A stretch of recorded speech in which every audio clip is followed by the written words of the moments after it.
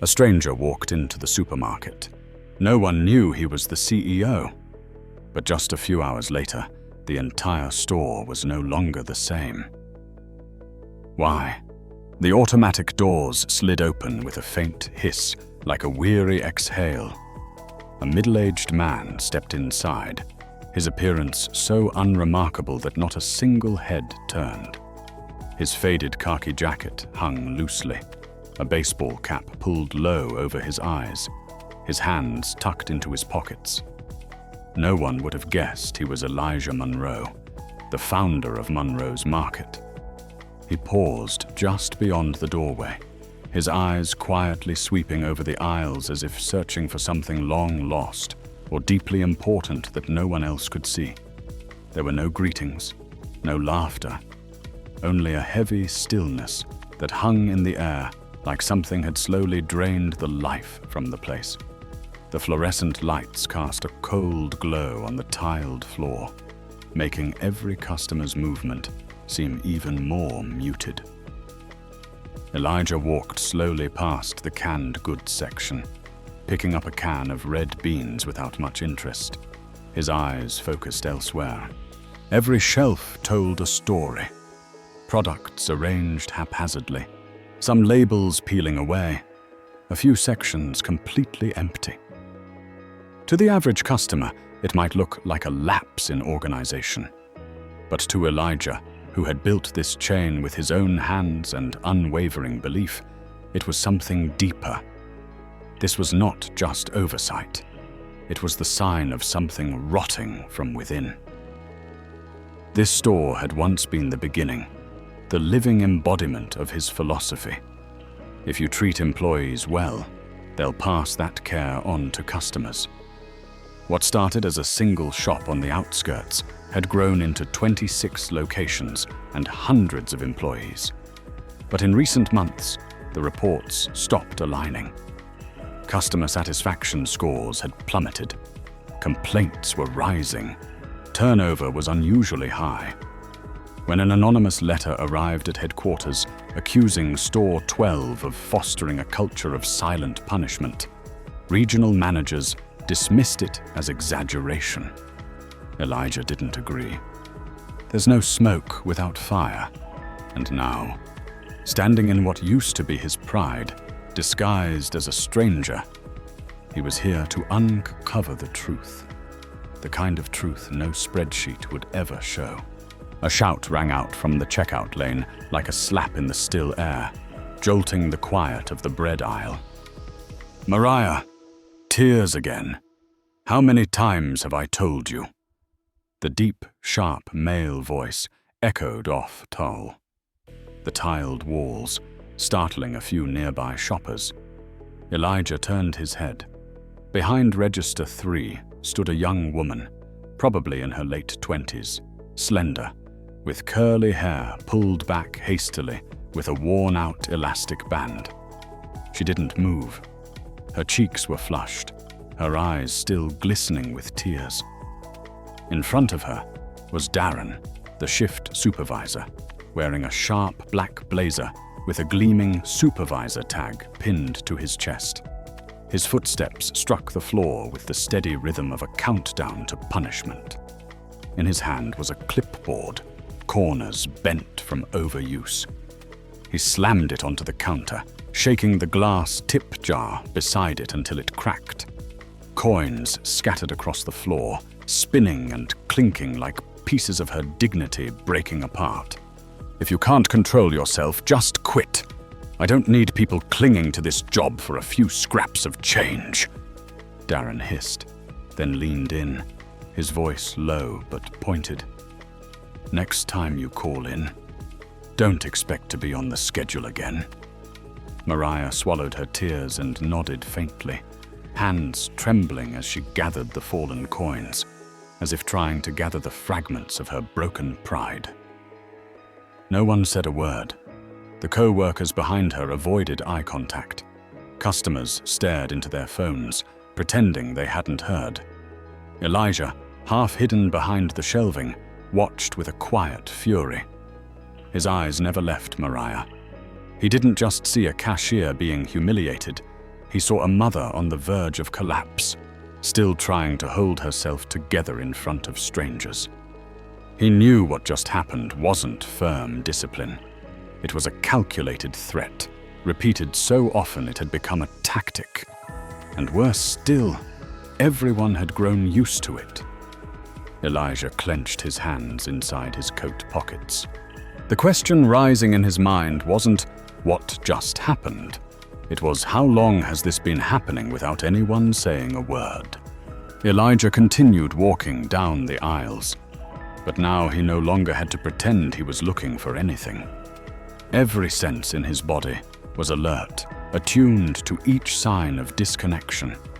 A child walked by, holding her grandmother's hand, and whispered, "Grandma, why is it so sad in here?"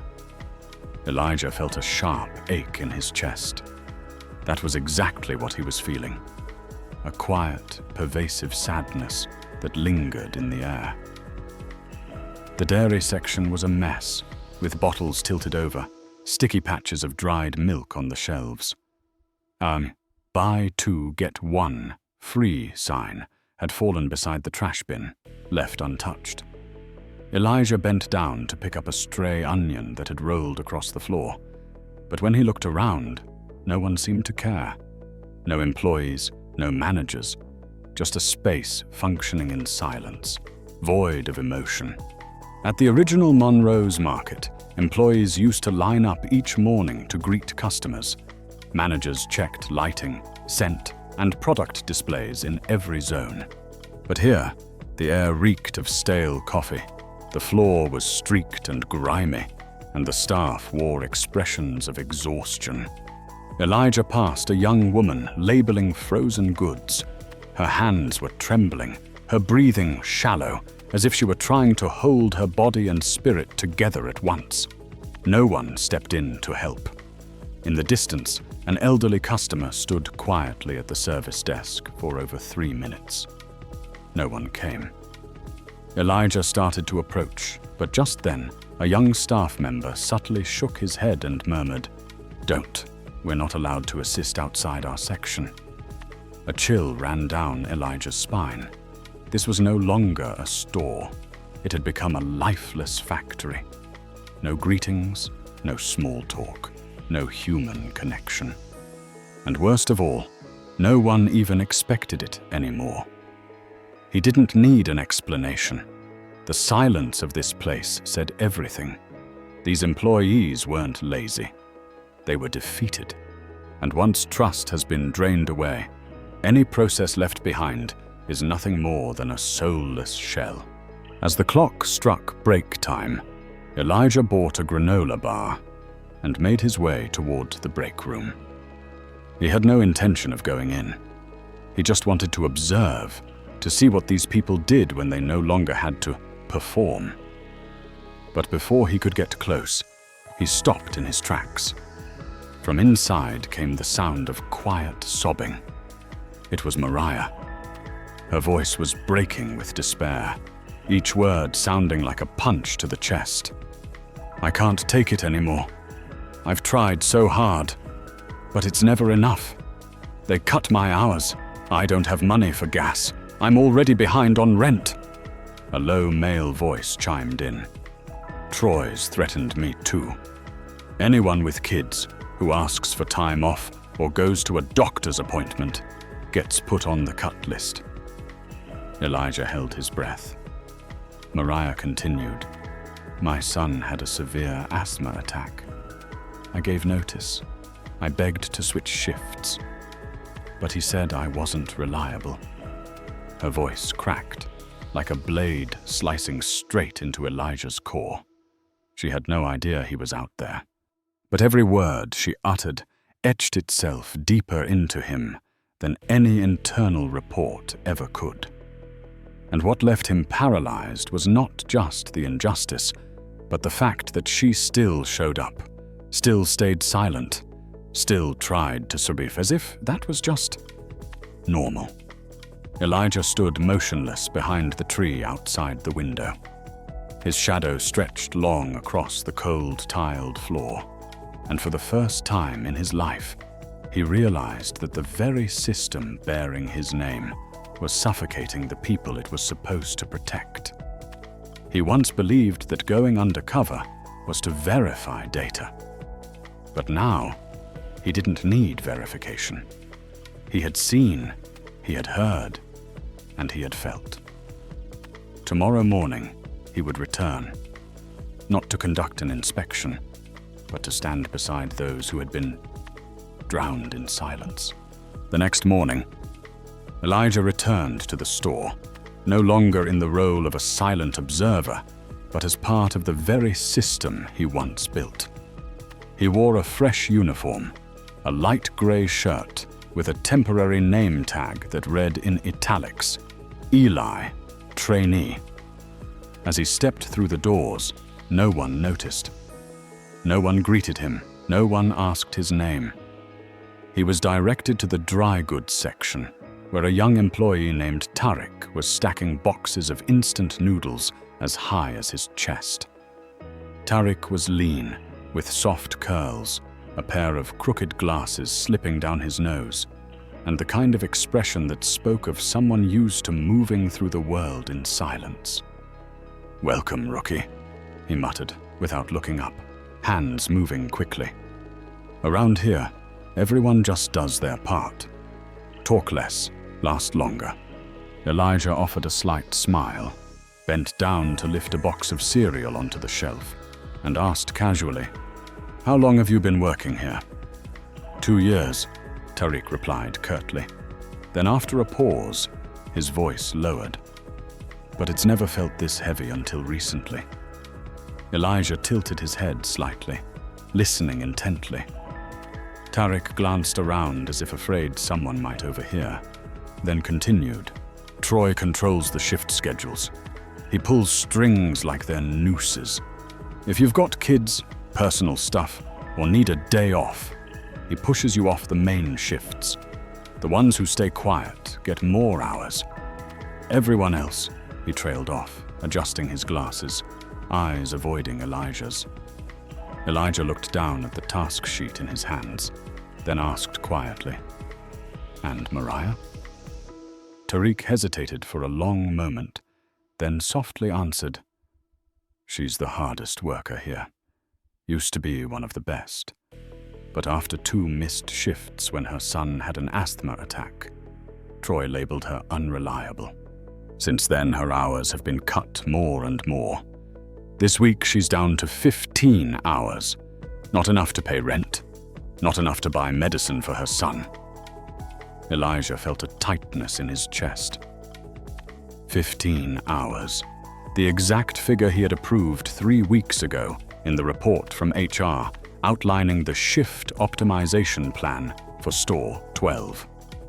At the time, it had seemed like a performance target, but now he understood. It was a lifeline being slowly strangled. And the cruelest part wasn't the plan itself, but the suffocating silence that had surrounded it. Elijah gripped the handle of the cart tighter, but showed no emotion. For the first time in years, he felt he had truly failed.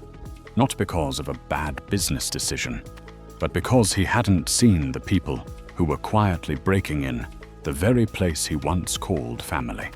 When the shift ended and the evening crew began to take over, Elijah walked toward the back corner of the stockroom, where the technical station held the internal computer connected directly to the branch's scheduling system.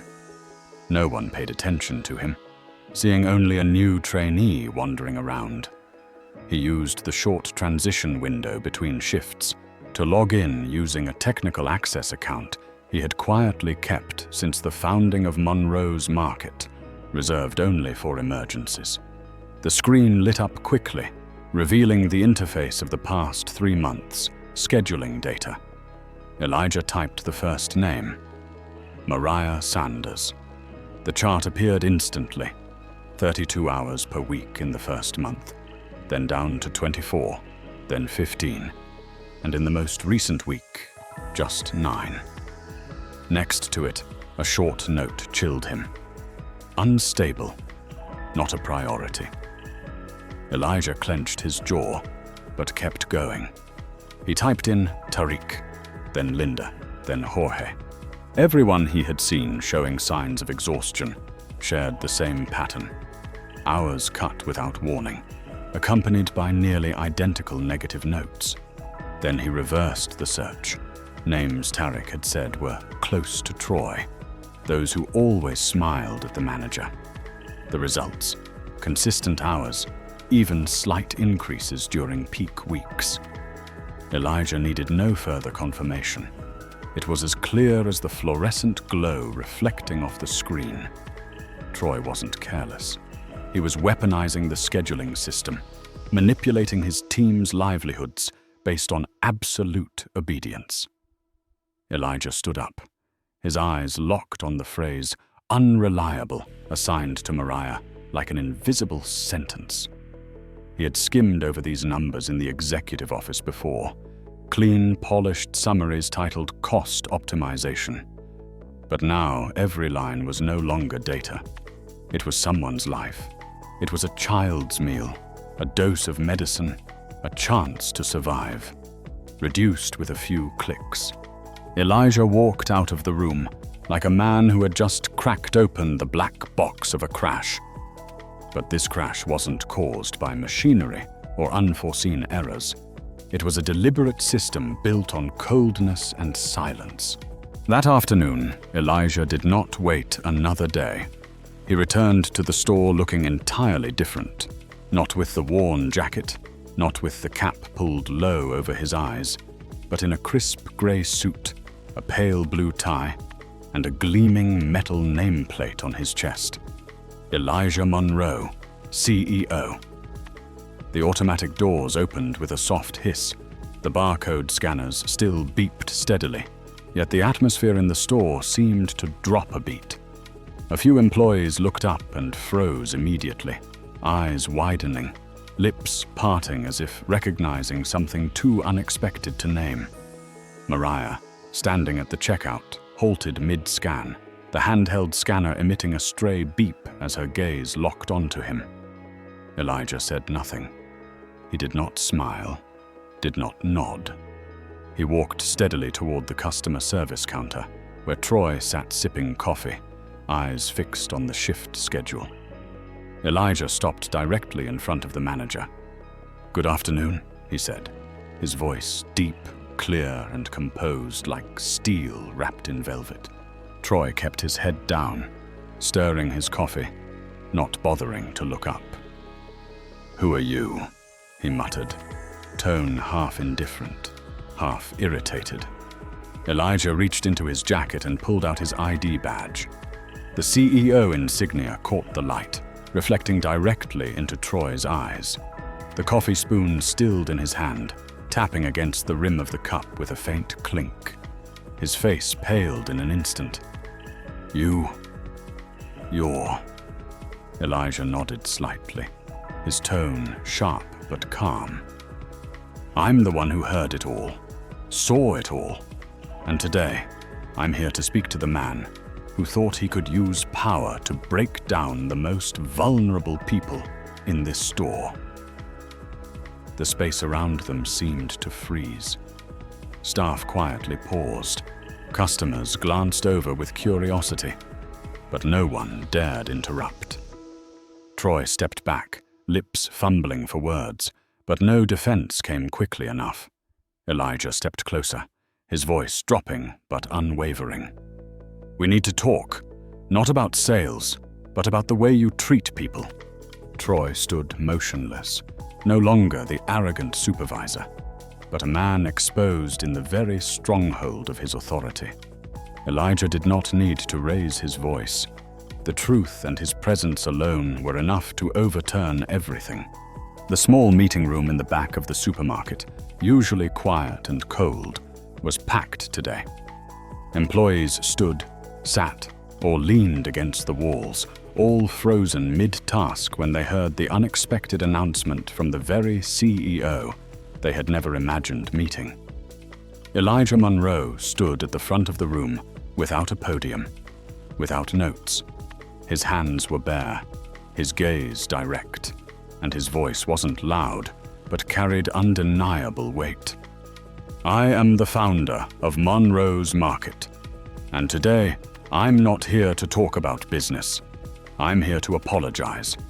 I failed to see what was happening inside the very system that bears my name. I allowed those who most deserved protection to be hurt and silently suffocated day by day. The room was so silent one could hear the heavy breaths. Mariah stood still in the corner, arms wrapped around her elbow, her eyes filled with disbelief. Elijah turned to her, then said slowly and clearly, "I'd like to offer you the position of assistant manager of this branch, starting today." The room froze. Mariah's eyes widened, her face a mix of shock and confusion. She looked around, as if expecting he was speaking to someone else. I've been written up. I was labeled unreliable. I cried in front of customers. I don't think I'm fit for that position, she said, her voice trembling. Elijah gave a gentle smile, but his gaze remained steady. "It is precisely because you continued to stand after everything, because you remained respectful to customers and never lost your integrity, that I know with certainty you've done something that a title can only acknowledge, not create." A soft murmur rose from the back. A few employees exchanged glances. Someone nodded quietly. Not a single objection was heard. Elijah stepped aside, clearing the path toward Mariah as if to affirm his decision. She remained still, but her eyes no longer trembled. What remained was the quiet rise of resolve. She didn't know what awaited her next, but one thing she now understood for certain. This time, she was no longer the one merely enduring. She had become the one rewriting the rules. Mariah stepped into the office that once belonged to Troy, with slow but steady steps, no longer trembling like she used to each morning at the checkout counter. The scent of stale coffee, cheap cologne, and a lingering air of confinement and coldness still hung in the room. But she paid it no mind. She walked straight to the desk and sat down in the worn leather chair that creaked familiarly with every turn. In front of her, the internal computer screen was still on, still displaying the shift schedule, still bearing the traces Troy had left behind. She looked at the first name, Linda, night shift 5 days in a row. Then Jorge, a late shift followed by an early one the next day. Then Cassie, with no shifts at all, and a note that read, "Too many family-related absences." The further she scrolled, the harder Mariah's heart pounded. She was not the only victim. Troy had manipulated the entire system like an invisible puppeteer, cutting hours, distorting schedules, pushing employees into time slots that made it impossible for them to live, to study, to care for loved ones, and then labeling them as unfit.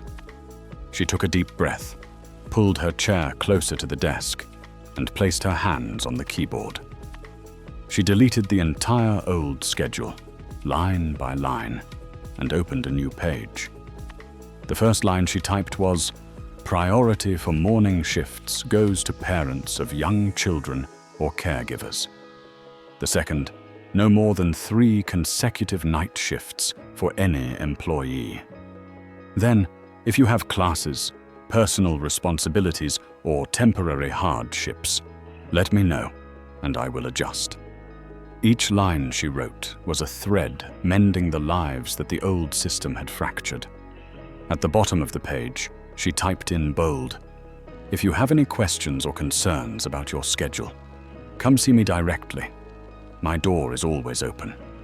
Then she stood up and taped a white sheet of paper to the wall behind the monitor, handwritten in careful strokes. "Schedules are not for punishment, but for keeping good people." She saw her reflection faintly mirrored in the glass cabinet. Still Mariah, with simple curls and tired eyes. But something was different now. She was no longer here just to endure. she was here to rebuild. And this time, everything would be rewritten line by line, by the very hands that once trembled but now were strong enough to lift an entire team. Within just a week, the atmosphere at Store 12 had completely changed. It wasn't because of a new sign or a special promotion, but because of the smallest details, the more confident gazes, the lighter footsteps, and the greetings that had returned to the employees' lips. Marcus, the young man who once only kept his head down while stocking shelves, now gently checked in on every elderly customer.